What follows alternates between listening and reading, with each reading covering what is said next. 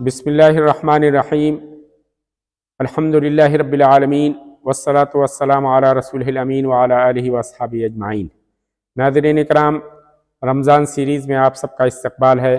अस्सलामु अलैकुम व रहमतुल्लाहि व बरकातुहू। नाज़रीन इकराम, अभी हम मुस्तक़िल जो है ज़कात से मुतल्लिक़ अहकाम व मसाइल जानने की कोशिश कर रहे हैं।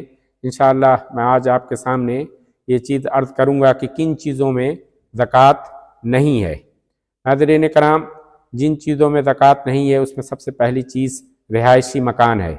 जिस मकान में आप रहते हैं या जिसे किसी इंसान ने, किसी आदमी ने, किसी मुसलमान ने अपनी रिहाइश के लिए बनाया है तो उस पर ज़कात नहीं होगी। उसी तरह वो मकानात जो आपने जो है किराए पर लगाने के लिए जो है बनवाए हैं तो उस पर भी ज़कात नहीं होगी, बल्कि जो किराए से माल आएगा अगर वो निसाब के बक़दर पहुँचता है और पूरे 1 साल तक आपके पास रहता है तो उस पर ज़कात होगी। उसी तरह वो ज़मीनी प्लाट जो आपने बाद में मकान बनाने के लिए या उस पर कोई जो है किराए पर चढ़ाने के लिए जो है दुकान या घर बनाने के लिए लिया है तो उस प्लाट पर भी ज़कात नहीं वाजिब होती है।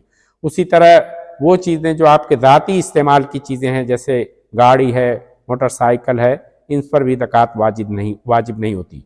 उसी तरह वो मशीनरियाँ जो आप जिसको आप रोज़गार के तौर पर इस्तेमाल करते हैं, जैसे फैक्ट्री वगैरह, उस पर भी आपकी फैक्ट्री के जो मशीनरी है उस पर भी ज़कात वाजिब नहीं होती। उसी तरह जितनी मशीनरियाँ आप जो है ज़राअत के लिए इस्तेमाल करते हैं, जैसे ट्रैक्टर या उससे मुताल्लिक़ा चीज़ें, उस पर भी ज़कात वाजिब नहीं होगी। उसी तरह जो कीमती धातें हैं जैसे प्लेटिनम वगैरह है, उनकी जो तिजारत होगी और तिजारत से जो माल आएगा वो अगर निसाब तक पहुंचता है तो उस पर ज़कात वाजिब होगी। बज़ाते ख़ुद उस कीमती धात पर जो है ज़कात वाजिब नहीं होगी।